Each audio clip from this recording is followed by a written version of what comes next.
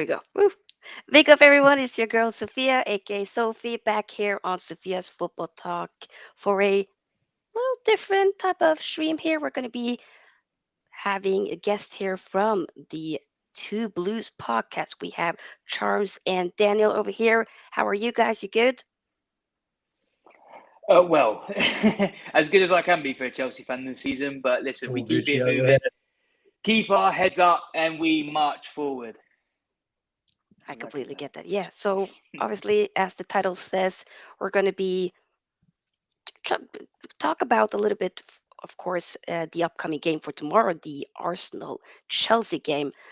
We don't have an Arsenal representative for today, but I was thinking, let's just make this more so just talk about Chelsea and how their season has been. We all know, but has it maybe gone a little bit under the radar in a way with Arsenal potentially, in my, in a lot of people's opinions, bottling it and whatnot. But hey, I digress. Regardless, big up everybody. Make sure you give this video a big thumbs up, and of course, subscribe to the channel. Also, do subscribe to Two Blues podcast as well. It is linked in the title as well as in the description box. So yeah, big up Ravi. Two Blues podcast. Hey hey. KFC. Yes. It says come on Chelsea 2-1. I mean, KFC here is a Man City fan, so I get that. I get that. Yeah. Yeah. Oh, 2-1 to Leicester. Okay, Vardy, I see you. Interesting. Okay. But yeah, let's just chime in. I mean, Let's chop it up. go into it. So where do we You guys start? yeah. Where do I mean, we yeah. Yeah, I it's mean, exactly that. I mean, that's the problem is where do we start? There's just so many problems. There's so many things to talk about. I feel like it's been a bit of a non-stop revolving wheel of issues. I mean, 1 minute it's we've just lost our owner and now we need a new manager. Now we need a new manager. Now we've just hired in the manager that was the last one to be the most serial underperforming manager we've had in the last 20 years. So like, it's just it's a bit of hell on earth. But like in the end of the day, with only some few games left to go, let's just and I mean this with pure chest. Let's just try and survive relegation. Try and get in the top half of the season if we can. Top half of the league. And then let's just move on the next time. Listen, I don't think we're going to go down. I feel like we're going to put up a fight against Arsenal. Both teams have got a lot to play for.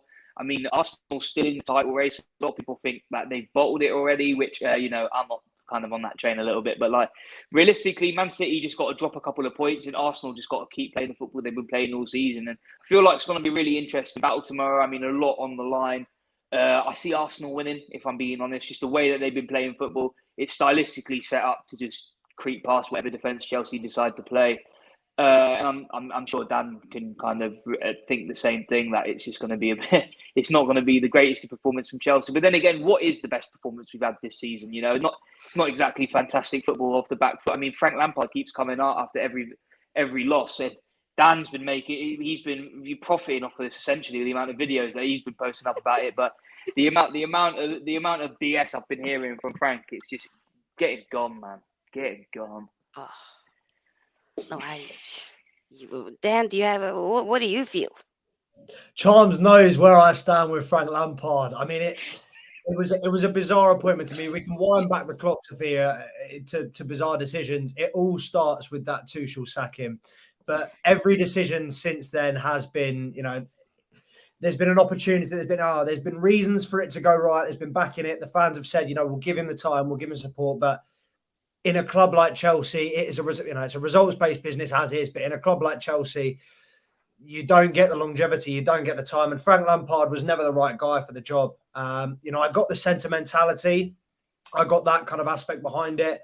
I got that he was a player that had been in a similar situation. But from his time at Everton, it was just always going to be a horrible appointment. It's very, very hard for the fans and the players to get behind a manager, no matter how much of a legend he was as a player. It's very hard for them to get behind him when he is dropping stinker after stinker week on week.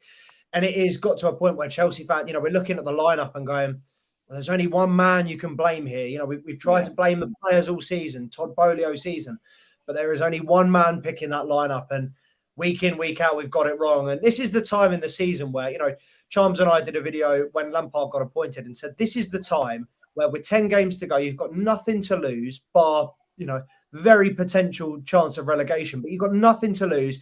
Go out and play your Mudriks, your Maduikis, these players that you bought in that haven't had time to bed themselves in. Go out and play these.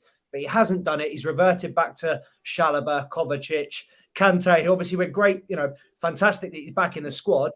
But yet again, we are seeing another Chelsea manager utilise Kante in a more attacking role. And I don't know why people don't go back to the Kante that everybody knew was the best centre defending mid of the world. Yeah. But there seems to be these decisions that everyone seems to kind of think, well, we're all pinpointing this. So why is Lampard not seeing it? And why are these decisions still being made? But we're running out of answers, to be honest, Sofia. Definitely me. Yeah, I mean, when when the news came out that Frank Lampard was going to be the caretaker, I woke up from a nap. I saw it on Twitter. I thought it was an April Fool's joke, and then I realized, it's April 5th. It can't be an April Fool's joke. It should have been, though. Legit should have been. It would have been funnier. It would have been a lot funnier. Funnier, right? But nobody. I mean, big up to he's a Chelsea legend and whatnot. But as a manager, maybe it's just not it. I don't know. I mean, it goes. Definitely. He's put a dent in his career with it. I mean, it's just small things. It's like, I haven't seen Sterling, for example, utilised in a way that I really thought, wow, we're really trying to get the best out of a player like Raheem Sterling, because that's a world-class player on his day. What is he doing playing at a number 9 with Conor Gallagher behind him? It doesn't make sense. It doesn't make sense. To me, it makes more sense to switch that. I don't get it. Put him in a bit more of a creative role, because he's never been an out-and-out striker. So I don't understand what these we've been asking for experimentation. But if you're going to experiment with just the same 11, just in a different positions, it's just not going to work. I feel like we're going to be seeing Kante at right back soon. It doesn't make sense. The amount of things that I've been seeing this season, it's not out of the question, And with everything that's going on, how desperate we are for a number 9. When Lukaku comes back into the fold, me and Dan were saying, maybe at this point, give him a pre-season. Who knows? We want to see what we can get. Yeah, me and Dan spoke about it, but knowing Lampard, he's just going to be like, no, people don't like that. Let's sell him. You know what I mean? But when he's got a world-class number 9 there. That is, but even still after that interview, or I don't know what that he made. I don't really care. We're 12th in the Premier League. I don't really care. Okay, at this point, if you can bang us 7 goals better a season, number 9s out there. Ivan Toney, if he would be available, I don't know. He'll be incredible. How he'd feel coming to Chelsea, to be honest. He doesn't really seem like the type of player that'd be happy in West London. But listen, if he's down, I know that will fill his pockets happily. So, and he's a type. The thing is, Ivan Toney in the Chelsea setup, I feel like we've got an Ivan Toney there in a few of our attacking players. I feel like we just need a Diego Costa type. We need shoulders, we need strength, and we need height. We need someone who's going to be able to bully centre backs. I get that. I feel like that's what Tony gives you, though. I mean, you say we've got Tony, Chance. Who have we got? I mean, Armando Broja aside, who we both love, who both think could be a great potential striker for Premier League in the future.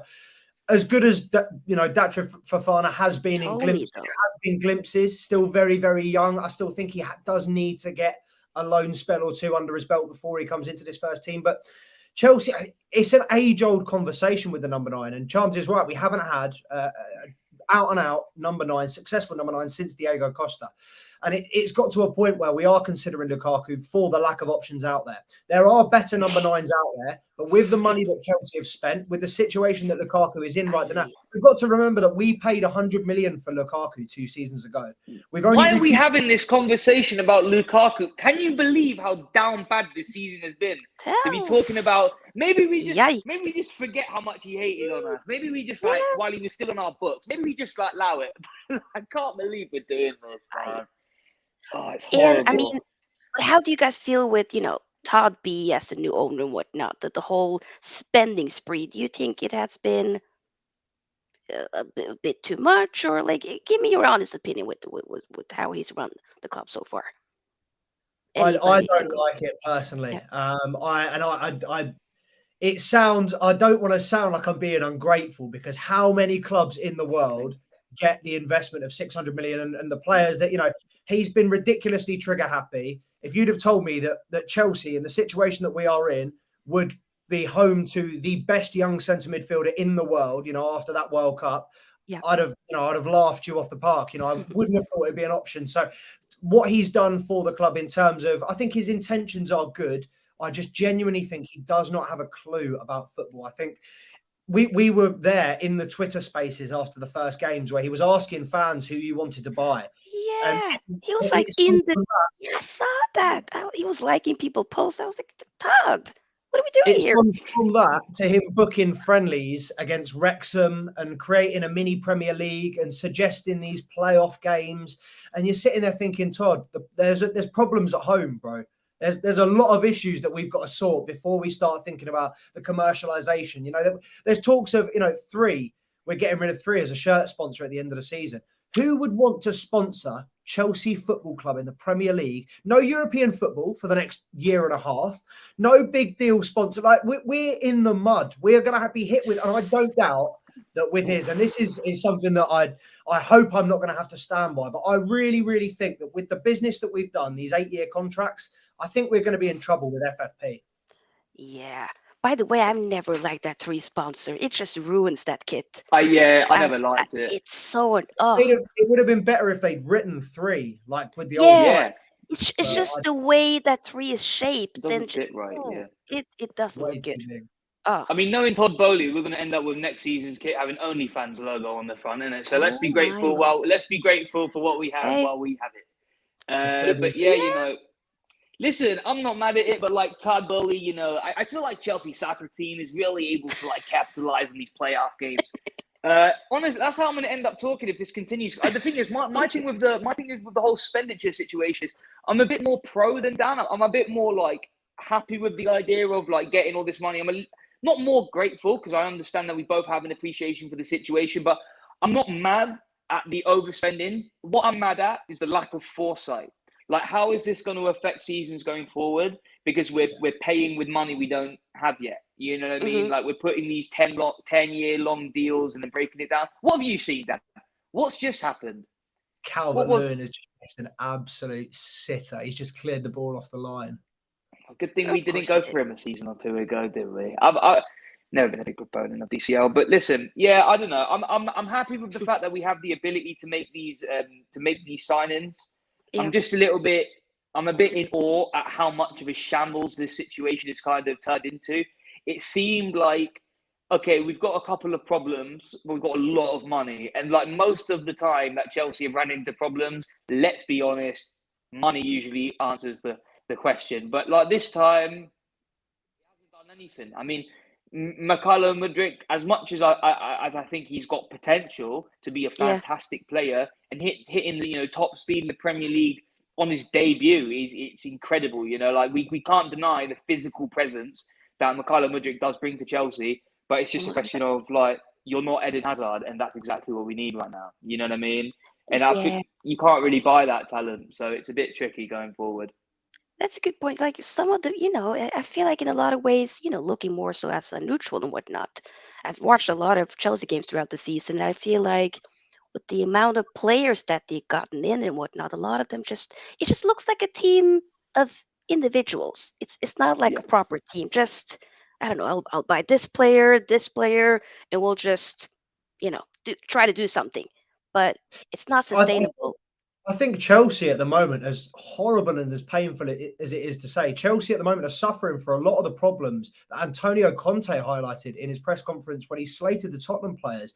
Players not playing for each other, players not there for the big occasion. We haven't seen it. And that is what, at the end of the day, we've said it before, this season is a write-off. We have very little to play for. But if we come out tomorrow night and really give it to the badge, really get behind the players really play for the badge.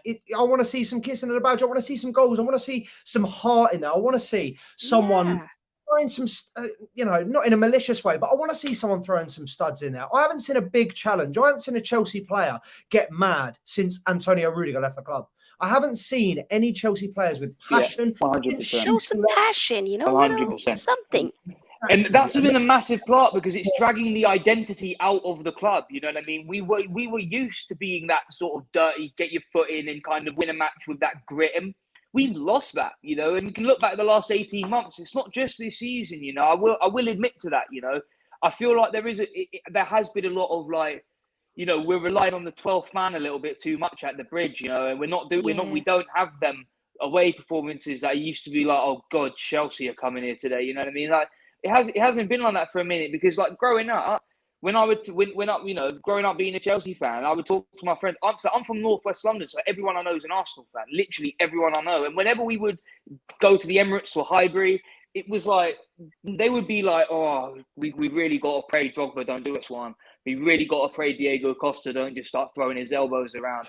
We really got to pray." It's small players though. He's even like, we got to pray Kante don't just dominate that midfield, and we've still got him in the club. He's just being played too far forward, and he's just not being able to do what he's good at. It doesn't make sense. It's like playing Casemiro at centre forward. It's just not where he's fit. He'll be all right, but it's just not where he fits. It doesn't make sense. That's a very good point. Also, you're like you guys said, the season is a write-off and whatnot, but there are talks of a new manager coming in. What is it? You've been heavily linked to Pochettino. What's your thoughts about him? Would you be all for him coming in, or would you might be prefer somebody else to manage Chelsea for next season? Yeah, I'm not best pleased. He wouldn't be in the top 3 managers that I'd pick out of available managers. I think Nagelsmann was the perfect kind of mold for what we were looking for in terms of a long-term project. Obviously, fairly unproven still. I think he's only got around 5 years of management experience, but he done very, very well. I think he took Hoffenheim, I think it was, from the relegation zone to Champions League places in a season, then Leipzig to a 3rd place position. He only lost 3 games with Munich this year before he was sacked. I thought that was a big surprise. And I think he was a very, very talented manager. If Tottenham get him instead, I'll be very upset.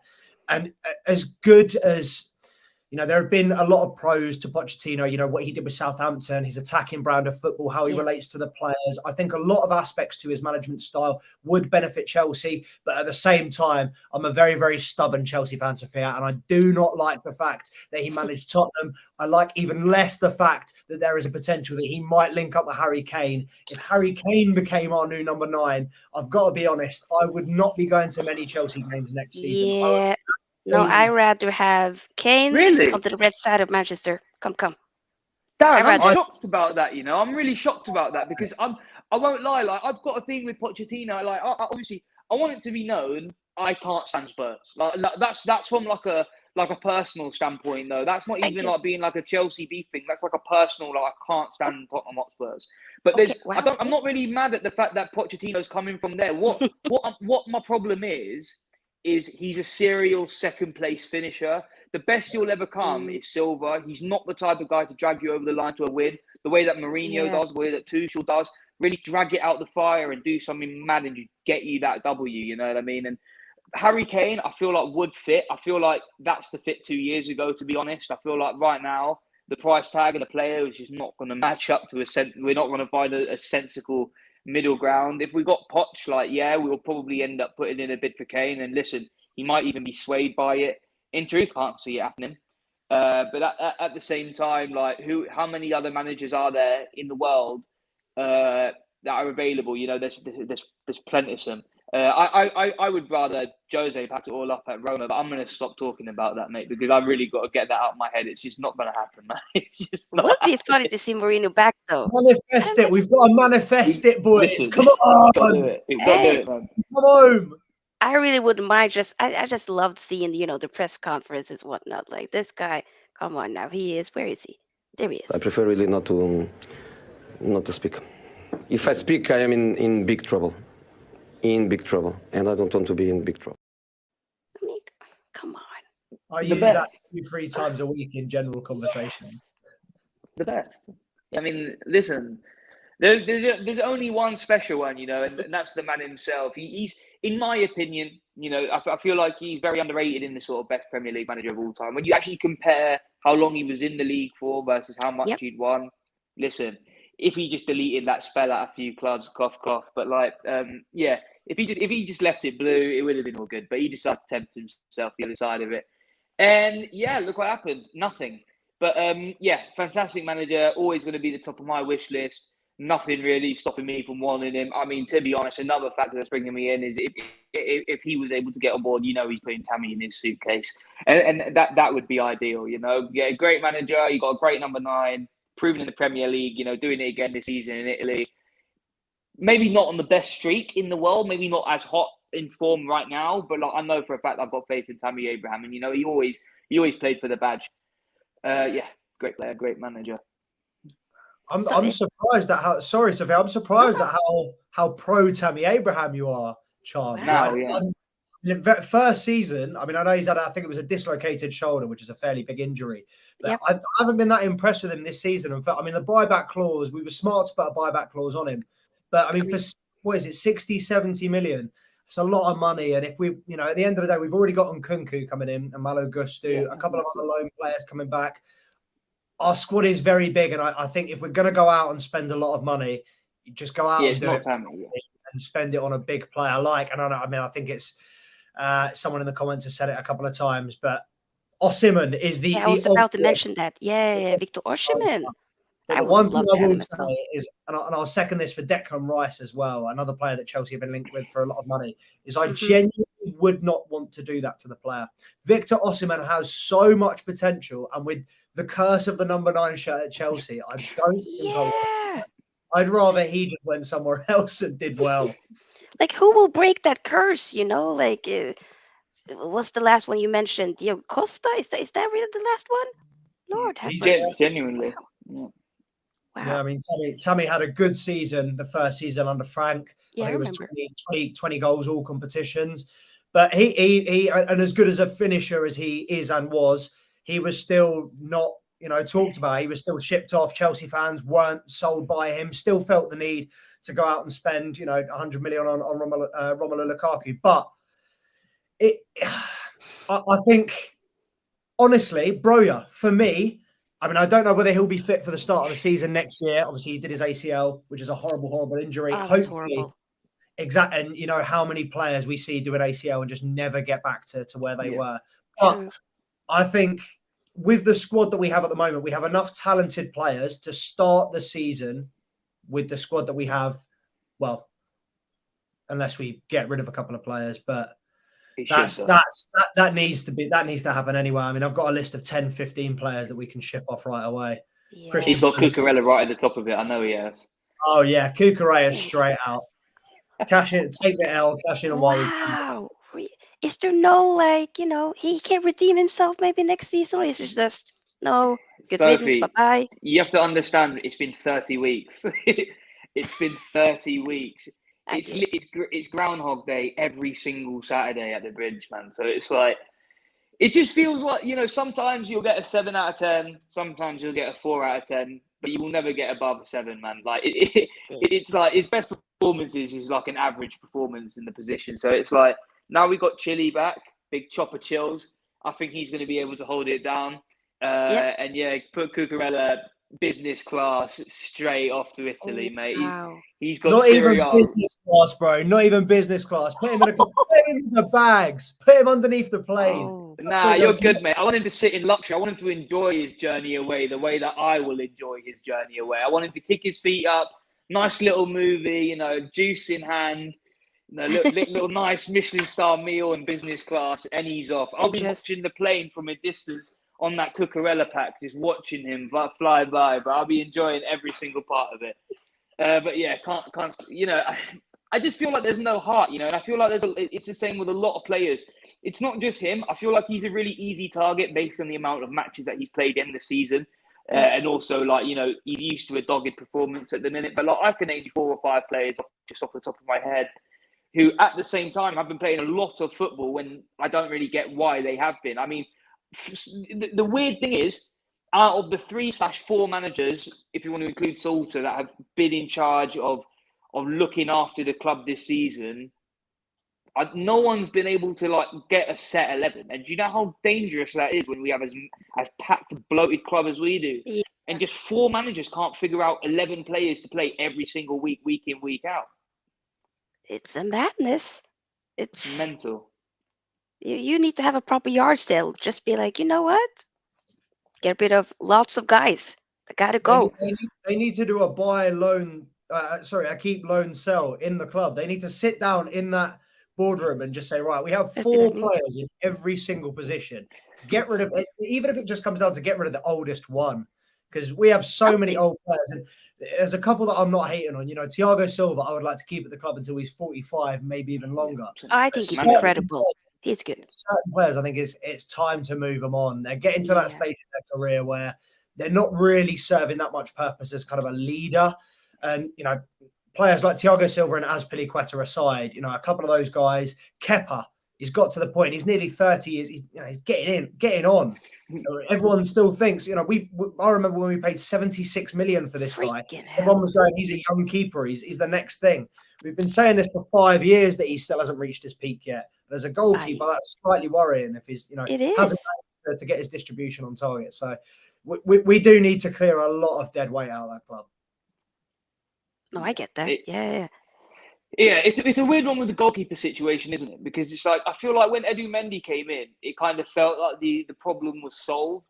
But ever since then, we're slowly getting signs that, like, it's kind of just putting a bandage over the problem. Like, Edu Mendy, like, don't get me wrong, great goalkeeper, but like Onana would be preferred right now, like, if I'm being totally honest. I will say it. I'll come out there and say it, man. I think Onana's a quality keeper, and I feel like Kepa, obviously, right now, like, I'm not seeing awful performances from either of our 2 goalkeepers. It's just kind of what can they do when the back line's playing the way that they have been. Like, what more can they do? But I'm still seeing that same arrogance in Kepa's game that I saw a couple of seasons ago when I was like, I looked at this guy the way I look at Melie now. I wanted him gone. I wanted him out of here. I did not want to see him at all. And then we got Mendy in, and I was thinking, I want to see 38 games out of him this season. And by the end of it, I was thinking, maybe not him, maybe someone else. Just lacks certain parts of awareness in his game. You know, good shot stopper. But I think that's kind of where we draw the line, personally. But yeah, I don't know how Dan feels about that one. Chelsea seem to have a knack for signing keepers that just lack kind of that 100%. They've got 9/10 of their game locked down, but with Kepa, it's his distribution's woeful. I think with Mendy, his assertiveness in the box isn't quite there. You know, he can't come across. He's not that confident. And I think he was a lot better when he had players like Antonio Rudiger in front of him that would turn around and weren't afraid to shout at him and say, look, go and get that ball. But when you've got that Chelsea back line, which is a bit more meek in Fofana, Chalobah, Badiashile, you know, you look at those players and you think that's a quiet dressing room. You know, it's not quite commanding, you know. Yeah, exactly. And while it's nice to have a team that, you know, all gets along and is really good friends, as Jose Mourinho told the Tottenham team in that All or Nothing documentary, you know, sometimes you need to be a horrible, horrible person. You know, sometimes you just need to go and have that fire in your belly. And I don't, unfortunately, see it in this Chelsea side. And it gets to, you know, we've made so many signings, and I'll just circle back quickly on Cucurella. He's a player that has dropped maybe 2-3 good performances this year. Obviously, a crucial one in the Champions League against Borussia Dortmund, which I think bought him a little bit more time. Yeah, but sure. Again, I'd look at a few of the loan players. Chelsea have so many loan players out. And one that stood out to me this year is Ian Maatsen for Burnley. He's been superb. I think he's got 4 goals, 6 assists this season. Obviously, Burnley cruised to the Championship. Yeah. And he's been unbelievable under company. So if he doesn't get a look in next year, at least as Ben Chilwell's understudy, you know, I think it's time that we look at Chelsea and fundamentally as a club and say we need to change this business model of letting all these talented players going out on loan and then not utilising them. And it seems to be, again, we're making the bad decisions. There's so many players that we've let go. Jude Toonsup-Bell in the summer, we let go to Tottenham.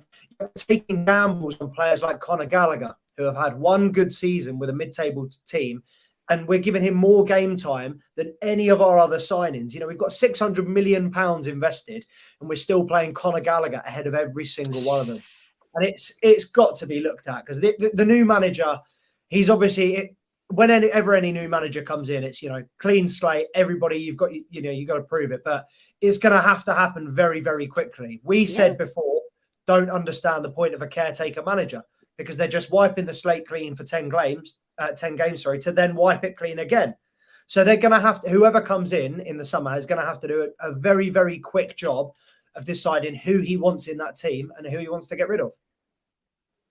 Well, that's it. Yeah. And Because the thing is, Go when we're ahead. looking at it, it's not that it's not possible.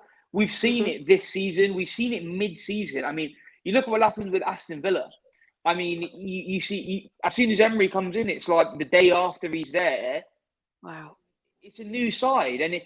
it's funny to think that that's what we as Chelsea fans were expecting from a Graham Potter. I mean, maybe not so much like exactly the same situation, but we But were something, expecting better football than we had received. Exactly that. We were expecting something. And I feel like the whole tenure that he was there was never really stability at all in what was happening. It felt like every week me and Dan were making videos talking about different problems. But then when you go back and look at it, we're talking about accumulative damage. You know what I mean? We're talking about things that have affected things, and then that will trickle down into our performance next week. And then Yeah. all of a sudden we get a 1-0 victory. But then the problem is we had 5 or 6 opportunities to score in that game against a side going down in relegation. Why are we winning 1-0? We're Chelsea Football Club, and we cannot forget that. We need to go 2 goals up and then score again. We need to continue to attack. We can't just score 1 goal, play 6 people in midfield, 4 people around the back, and then just hold it Exactly. off there. You know what I mean? Because that seems to be what happened whenever we get on the front foot. 90% of the matches we played this season, I've been screaming at my TV that we need to go forward and not left and right. The left to right is doing my head. My eyes can't move in any other direction than this, because I've been watching so much Yeah. Chelsea that I'm just watching a ball get distributed from the left wing to the right wing, and then they'll slow it down, they'll look up, and then they'll just change their mind. There's no confidence, and like these runs are being made. I've heard a lot of criticism with there's no options, but I completely disagree, because I've seen balls that I've been like, just run or just play it, like just have the confidence and the chemistry to just go, I'm darting there now. You know what I mean? None of this talking and giving it to Kante. It's his problem now, and he'll try a little something, because in the end of the day, it feels like whoever's got the ball, it becomes their problem. Like it's kind of Yep. up to them to discern how are we going to attack, and no one wants to make that captain's mindset of like, this is why I love Lampard. Watching Lampard, as soon as he got the ball, a decision was made before he received it. I'm going to distribute it. It's going over the top. It's going wide, or I'm pushing forward, or I'm taking a shot, because we know how good he is from outside the box. Where is that? Yeah, where is that? Where is it? And he's our manager. He's the one that should be in there saying, this is what I was doing for this club for 15 years. I was given the ball and I was making decisions off the spot, and I was pinging it there and I was pinging it there, and I was waiting for this man to get in on the left. I was looking at Robben, and Robben was there, and then 5 years later it's Hazard cutting in on the inside, and then there's Joe Cole there, and where is that dynamism? It's just disappeared and evaporated out of nowhere, and the spirit of the club has stayed intact, but it's just not affecting anything anymore the way that it used to, so it feels like monotony. But if we're going to really talk about Chelsea and Arsenal coming tomorrow, we've got to talk about Arsenal, and the season that they've been having at the minute is making me really fearful for what's going to happen tomorrow. I mean, listen, even if Chelsea go 2 goals up, Arsenal proving that they can come back from that, you know what I mean? So it's going to be a really, really tricky game. I feel like everyone's got to be switched on at all points. And that's why I think we're not going to be able to win, because that seems to be what the problem has been all season. We just switch off for 5 minutes, and then all of a sudden we've been playing catch up for the rest of the game. It could be anywhere in the game. It's just that 5-minute window when everyone's kind of heads down and panting and like, all right. So we're here. We're only getting 1 point, and then oh shit, the ball's on the centre line. We're kicking off now. Do you know what I mean? Like, and I'm worried about tomorrow, particularly players like Saka. I feel like he's really going to be able to exploit a defense that we don't really have right now. So yeah, I'll be sitting on the toilet watching that game. I'll put it like that. I get that. What do you feel, Dan, with the upcoming game tomorrow? Are you I haven't got much. I haven't got much more optimism than Charms. I'm going to struggle to say that I've got any more. I was, you know what? I was semi-optimistic today until I remembered that Reece James is out for the season, and so much of our defensive capabilities hinges on that man. And if we were to pick, if I was to pick an optimal 11 for tomorrow, I think we probably would stand a chance, even without Reece James. I think you could probably form out that team with a back 5 to just make it very difficult for Arsenal, to frustrate them. At the end of the day, you've got to remember that they're going to be desperate for the points tomorrow. They need every single point they get. They're going to be 100%. really upset but also they're going to be that extra bit impatient. They're going to be that extra more liable to make a mistake. And that is where you need to capitalize on players like Xhaka, players like Gabriel that have a mistake in them. You just need to take your time. With a player like João Felix, who's got very good feet, or Enzo Fernandez, who can pick a pass, I feel like there are those moments in the game where Chelsea will be able to find a bit of space. And honestly, I haven't been as impressed with this Arsenal side as a lot of people have. And I know they've had a fantastic season. I don't want to take anything away from them. But I think Arteta has massively overachieved with the players that he has. When you look at the individuals, they're calling on, and we've said multiple times this season that Saliba has been the best centre-back in the Premier League. But when you look at the fact that he drops out the side, Tomiyasu drops out the side, and all of a sudden Rob Holding is the first choice centre-back. Yeah. It is, I can see João Felix being put up against him and scoring, putting it through his, sending him for a hot dog. We saw Virgil van Dijk, almost break his back the other night. That's such a funny picture.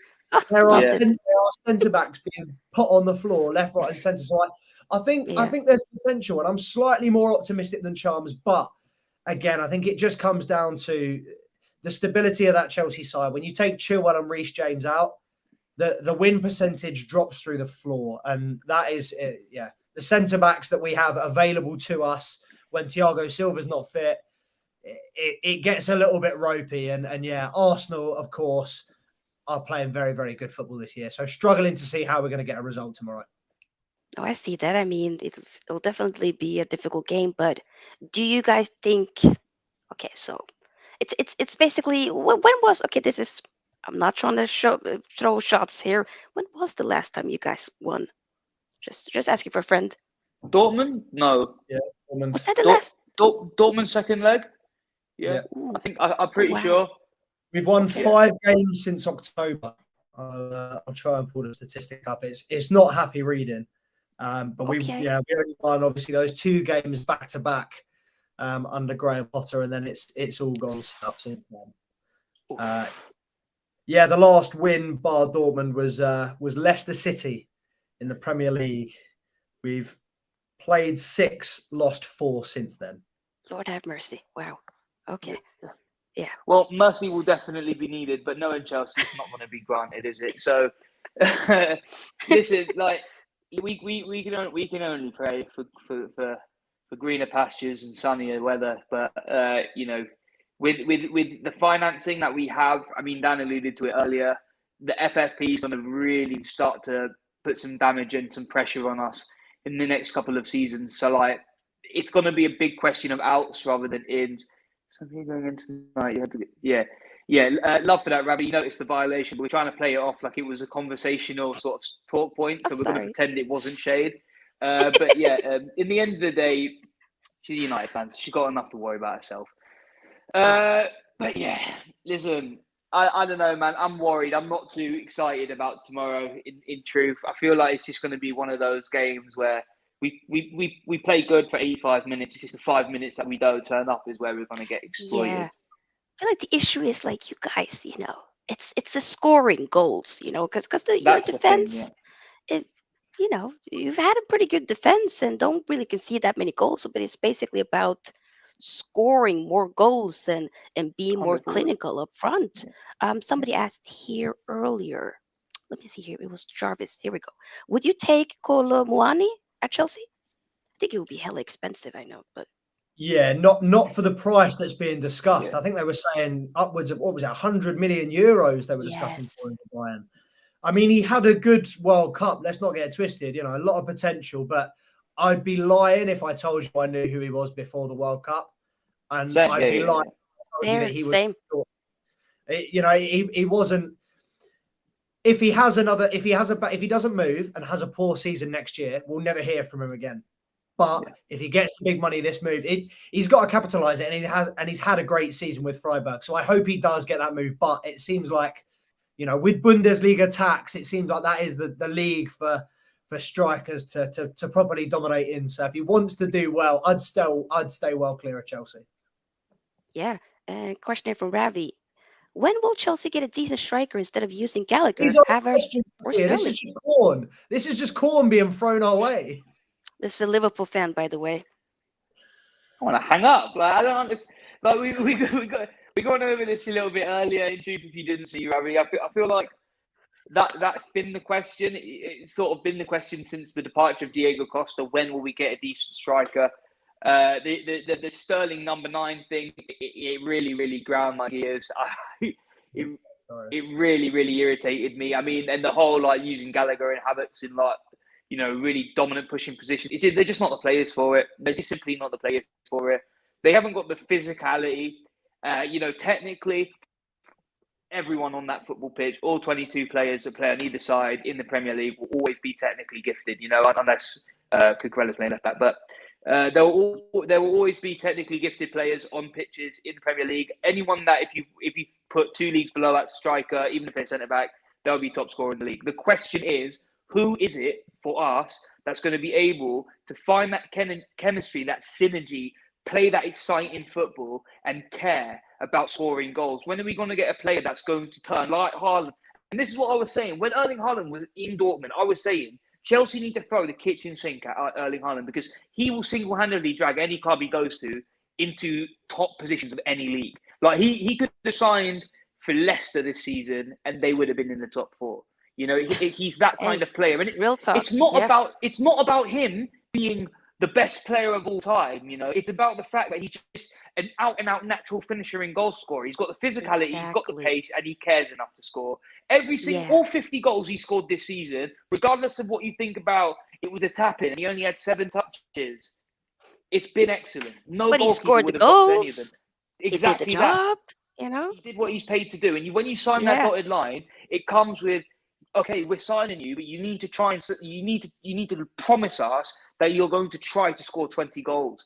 Dan said something earlier about Tammy Abraham having 20 goals in his season with Chelsea under Frank Lampard.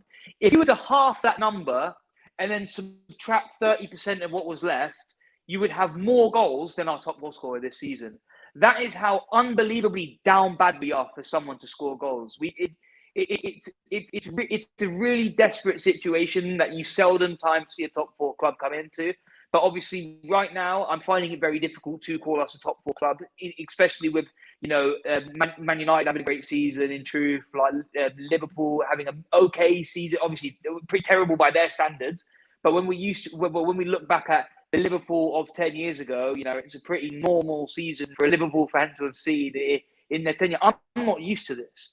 You know what I mean? I'm not used to being 12th place. I've seen it once in the same season we won the Champions League. So I'm not used to this failure. And it really, it plays a lot of damage on my mental because it's like, I don't know what it is that needs to be done. I've never seen this happen. I've never seen us so desperate for 3 points. For 1 point, This is the thing. I've never seen us so desperate for 1 point. When we got 1 goal down, we're just like, where do we go from here? Yeah, it's been a thing with the whole 40 points. That's the reason why, I wrote it in the thumbnail, because a lot of people been like, 40 points for Chelsea. When will it happen?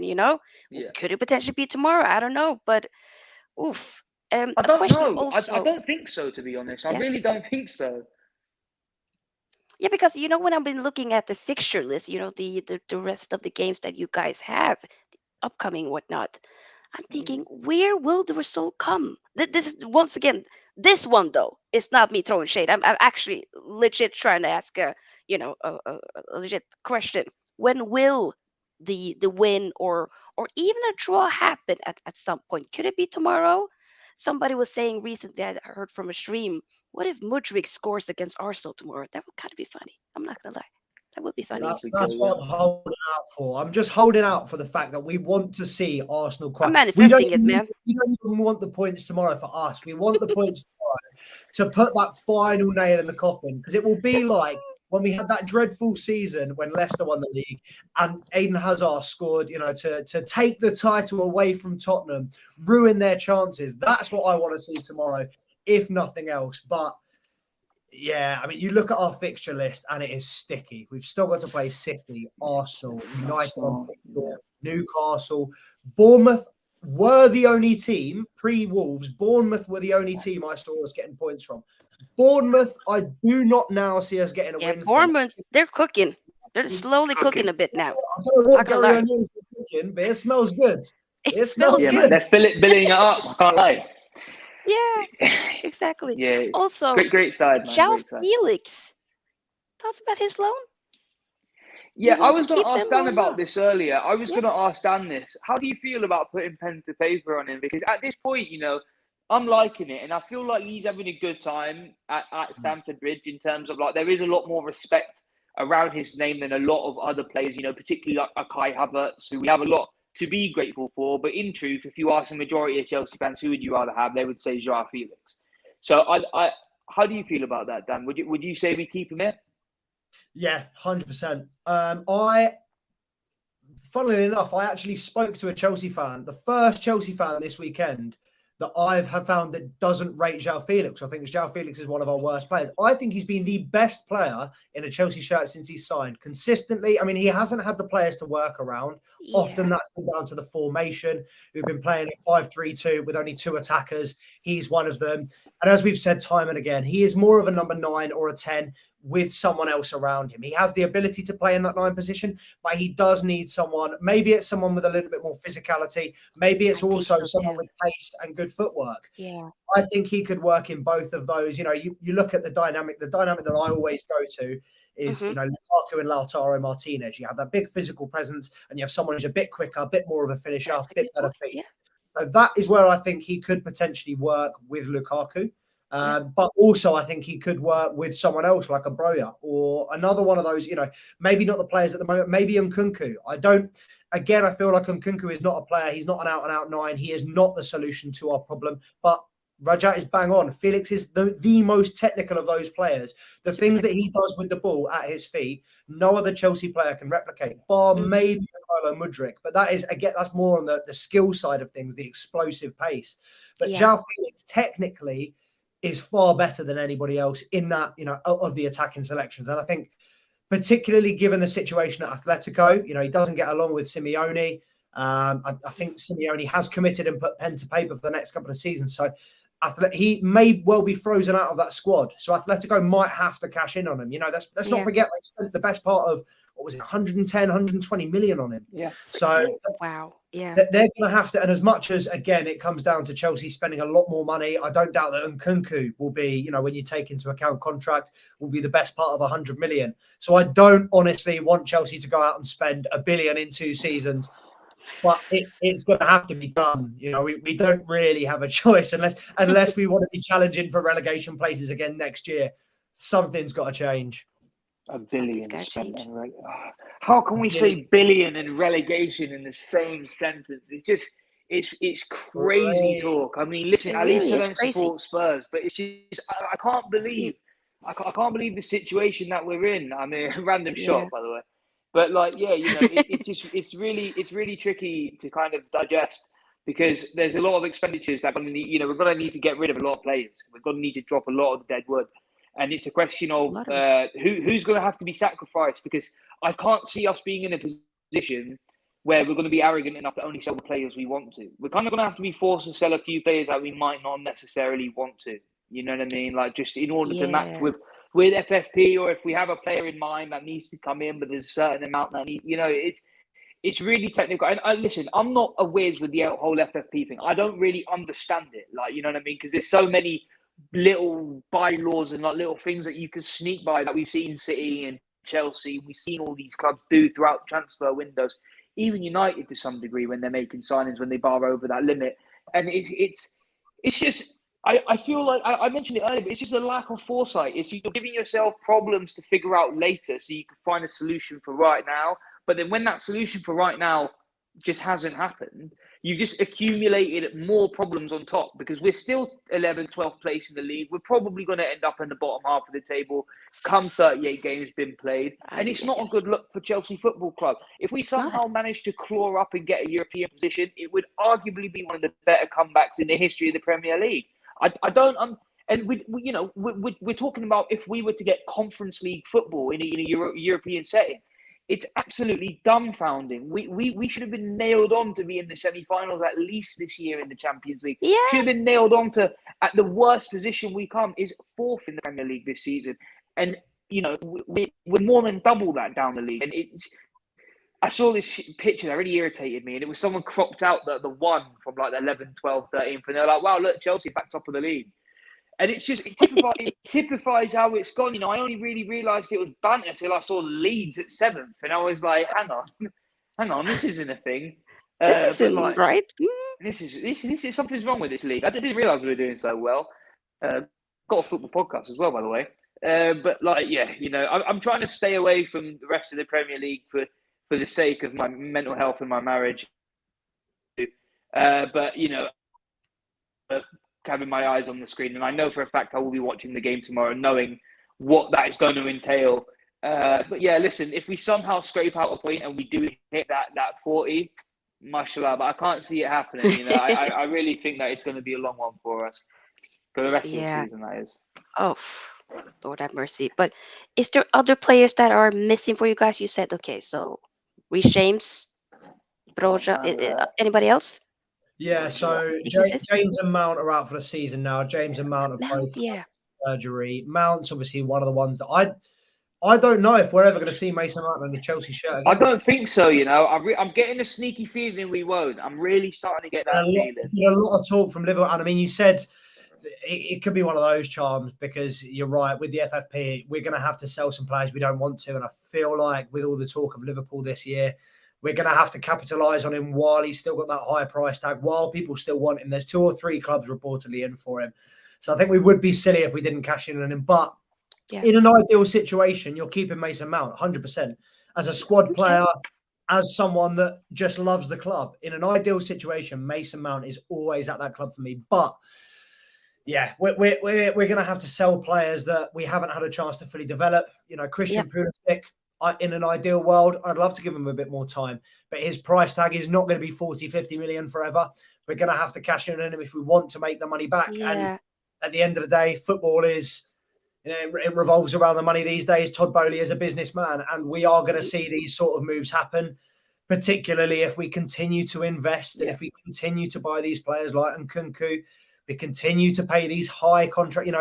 These players are on 7, 8 year contracts. If we want to cancel a contract or if we want to do a contract renegotiation, it's going to be expensive. We're going to have to be paying these players. Let's not forget, Chelsea have spent the best part of 40 million just hiring and firing managers this year. Like the turnover, I don't doubt when they release the end of year statements for what Chelsea made, I don't doubt the losses will be astronomical. And we can't complain because the investment into the club has been there. It might not have been right, but the investment into the club has been there. Yeah. It seems like we're just banging our head against the same door.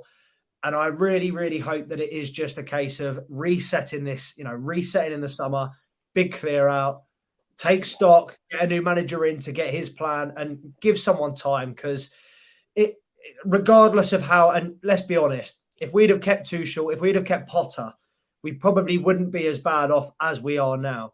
Yeah, so I think so too. What happens, just give someone the time because, and I can't believe I'm going to say this, I doubt we're going to get relegated next year. When everyone starts the season with 0 points, I don't doubt that we're going to have, I do doubt that we're going to have as bad a season as we have this year. If we have 2 bad seasons back to back, as terrible as this year's been, then it is a deeper lying problem. But hey, Sofia, Man United fans hiring by any chance?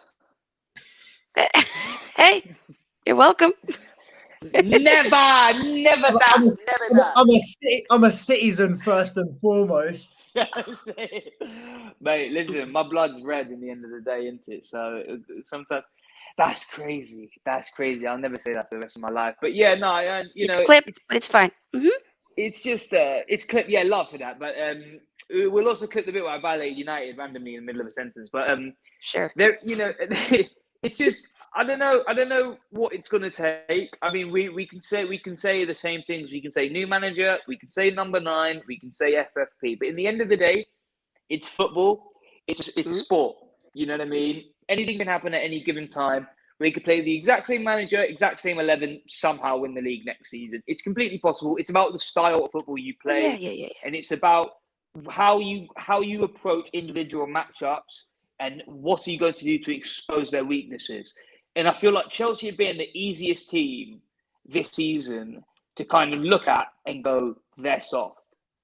You can join us. Very welcome. No, you're good, mate. But I feel like with the softest team to approach, with the team that people like to come up against. If you're on a hot streak, if you've won the last 2 or 3 games like Bournemouth, they're probably thinking, "Can't wait to hit Stamford Bridge and violate them, man. They look super Real talk. violatable." Do you know what I mean? And Yep. like, I'm sure as a United fan, you see that. If you come to Ooh, I Stamford cannot Bridge, wait. you're thinking we're whacking them 3-0 at home. Like we couldn't care less. Yes. Oof. Do you know what I 100%. mean? I'm not Yeah. thinking that when we're going to Old Trafford, and I have done in my lifetime. I've gone to Old Yeah. Trafford thinking this is going to be light work. Like, who they got Yeah. up top? Sure you have. How the tables I have just turned again.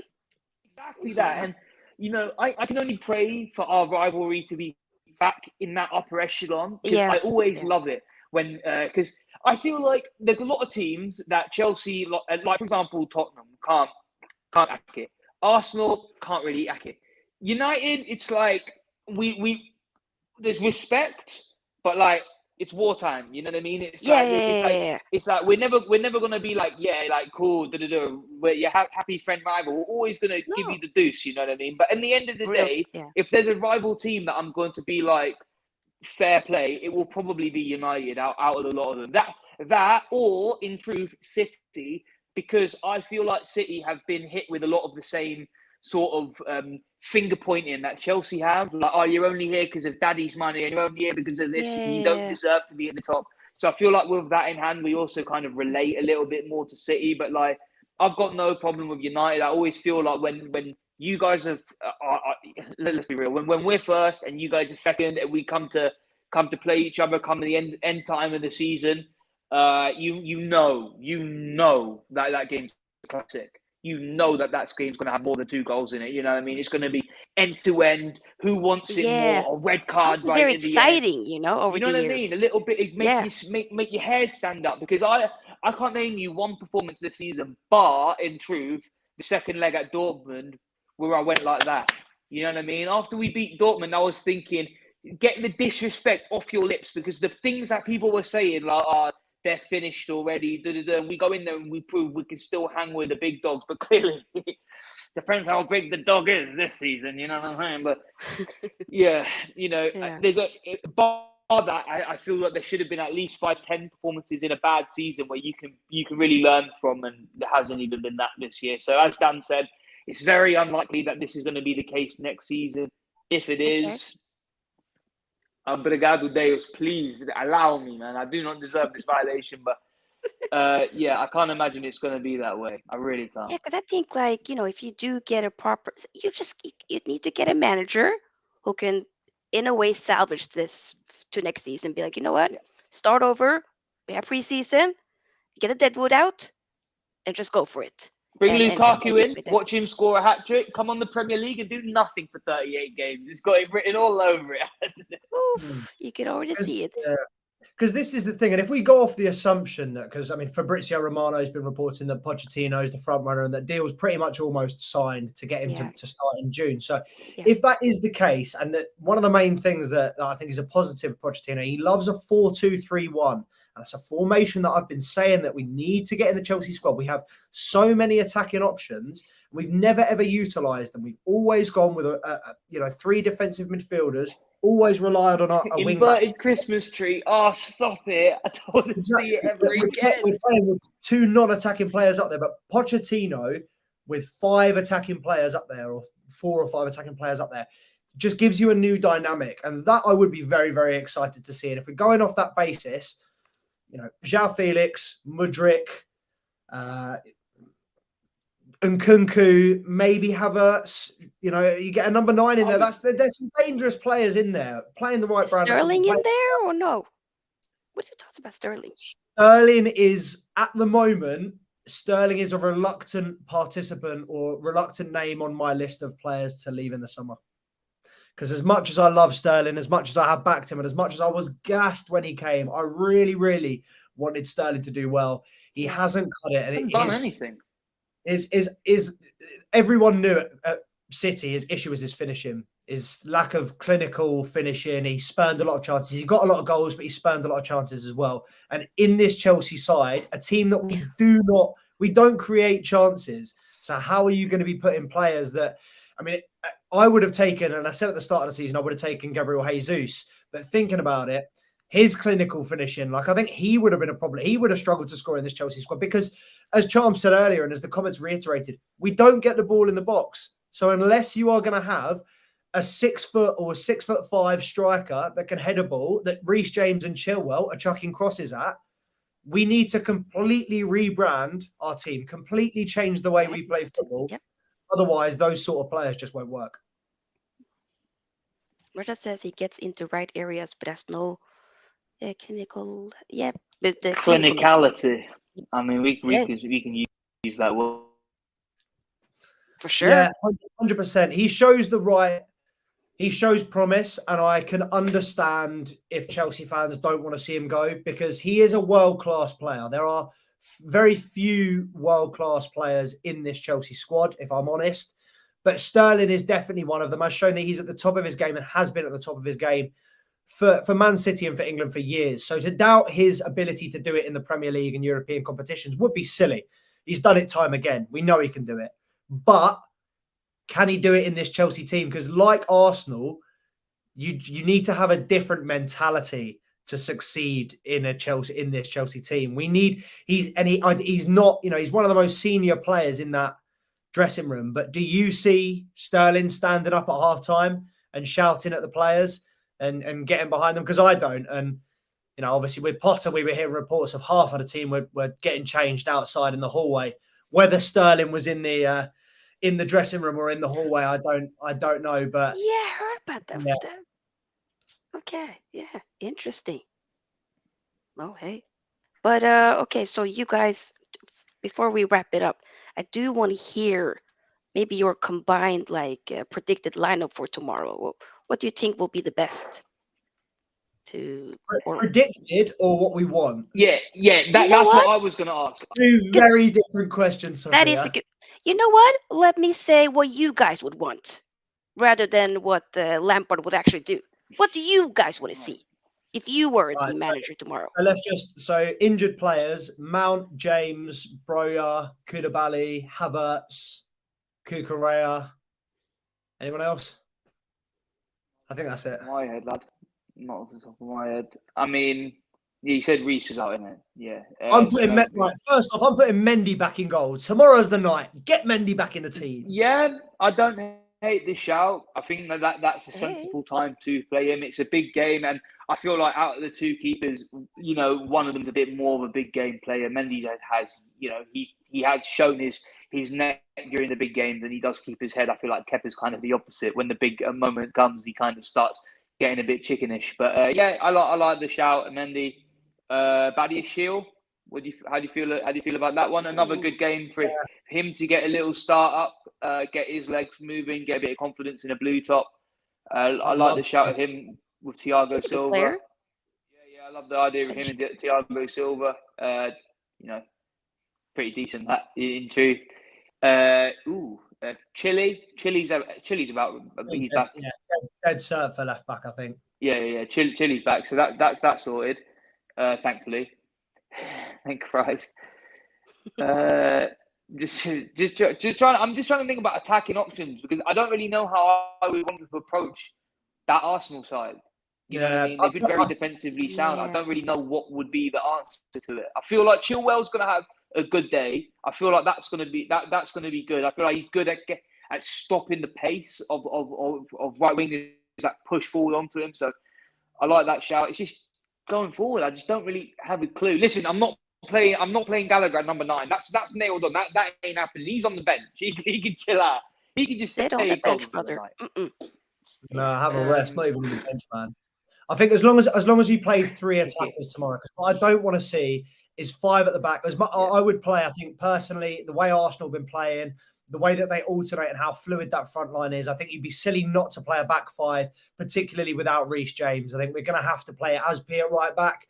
Obviously, he doesn't have the pace to deal with either Saka or Martinelli. So you need to put someone in there behind him. I personally would go back 5. I go Thiago Silva in the middle, Badia Shield left, Fofana right. He's got a bit more pace.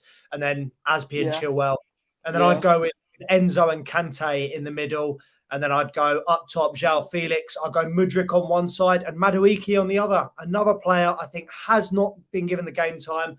I love him. I think he's a good, tricky winger. And tomorrow we just need pace, explosiveness. And Mudryk and Madueke are the two most skillful players in that Chelsea team. Yeah, just, use the pace that you have up front. Why not try to, It's an capitalize interesting off of that? selection. Why haven't we seen it yet?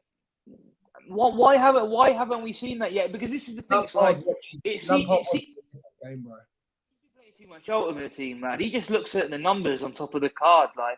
But it's just I don't know, man. It's funny to think that I can't actually remember playing that sort of attacking, especially with a back five. I can't remember playing that starting 11. I don't think we ever have. And you can argue that that's probably one of the better ones that we have. Like when it comes to stat for stat, like. Me personally, I feel like if we play at 5 at the back, it's going to leave Aspi to get exposed badly on that wing. So it's not going to help him anymore playing the back 4, is it? So I mean, it's safer to play that back 5 with someone behind him. I don't know. Can you just see me looking into the abyss for a minute? I was just thinking so hard about that, bro. It's like, this is so dire, man. I can't believe we've been talking about this for an hour and I feels like I've still not got it off my chest. It's like, it's just typifies the season, doesn't it? Feeling in your heart, innit, man? Hey, it's insane. I get it. You know what? We've all been there. We've all been there. It's our time now, Charles, but it can't be our time for much longer, man. This is the only club I support, mate. I support Club Tijuana. I'm done with the Premier League. I've just thought about it. We go to the Liga MX, mate. I'm done. Yeah, you just put that energy into that, and write it off.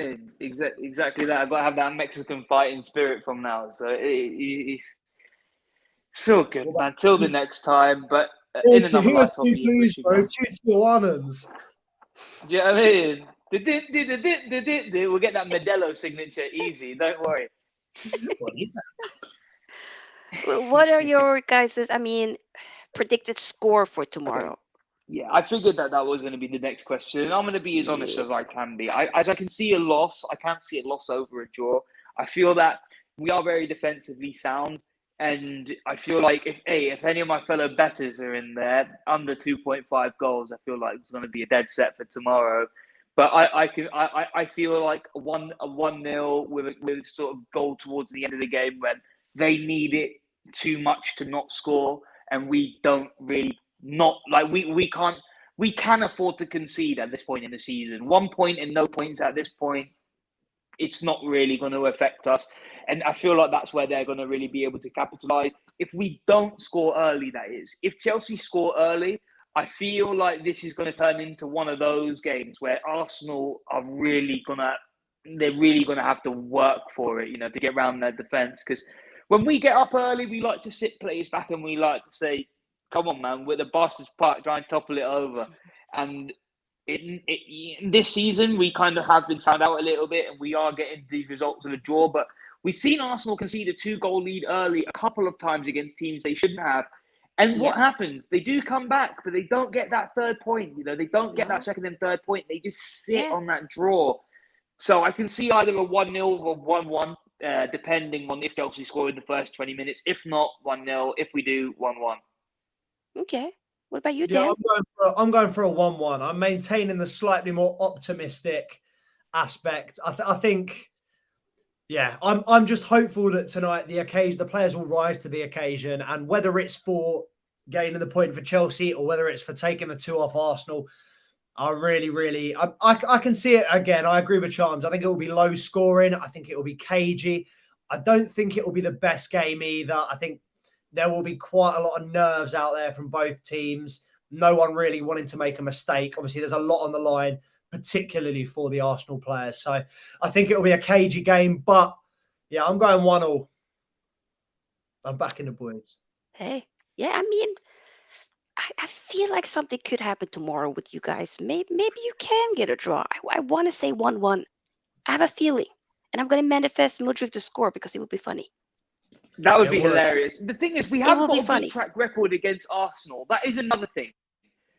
And I feel like that is massive when you look at football history. Like, Chelsea do well when we play against an Arsenal side. I feel like there's a lot of, it's more so on them. They always seem to get very, very nervy. They always really want to beat Chelsea. Both times we play them in every season. And for the last 5-6 years, I can actively remember all those games. They always start off very, very nervy. And I wouldn't be surprised to see it again tomorrow. In fact, I'd be quite surprised to see the opposite.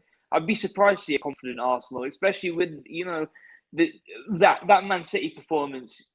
It was not okay. When you're playing the team that you need to beat to win the Premier League without Thierry Henry, Exactly. you can't lose 4-1. You cannot lose 4-1. And prior to that, dropping points to Southampton and West Ham and Liverpool and whatnot, but in the matter they did, hey, they had the momentum before then, and then they completely dropped up. So it'll be interesting. They'll definitely have to prove something tomorrow, but maybe they might be a bit too in their head, if that makes sense, so that they end up kind of dropping points again.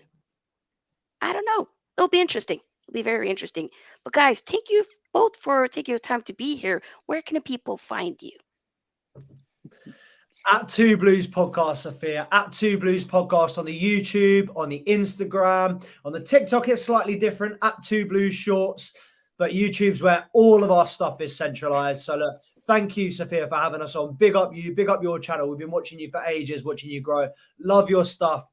And no doubt, when United are just as in the mud as us, we will be back on here to throw some corn your way, because we've had our fair share of violations today. So when Chelsea are back up there, we'll be back in the comment sections on the videos. Of course you will. I get that. I mean, last season we had the worst ever season, so I can feel your pain. I get it. Yeah. But hopefully you'll be back there next season, and we'll chime it up then. But I'll definitely have you guys on again, because it was a great to have nice conversation with you guys on all things Chelsea and for the games tomorrow. So people, make sure you do subscribe to Blues Podcast. Like I said, I do have it linked in the title, but also in the description box. Make sure you also give a big like to this video and share with all your friends and family. Also subscribe.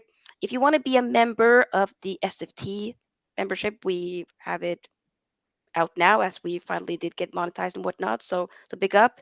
It is also pinned as a comment and linked in the description. So another way to support the channel. But yeah, I'll be back tomorrow for a call-in show regarding this game, because I cannot be bothered to do a watch along, as when I'm coming home from work, I'm gonna be too tired. It's gonna be a long day. But Get ready to hear my voice on there if you're doing a call-in show, darling. hey, I'm going to come and pester you. yeah, for sure. You definitely just hop on in. Hopefully, it'll be some good talking points for tomorrow. But yeah, see you tomorrow, everybody. Have a lovely day. Thank you all for being here. We are out. Bye bye. Thank you kindly. Are you all right? Yes. No, you are all left.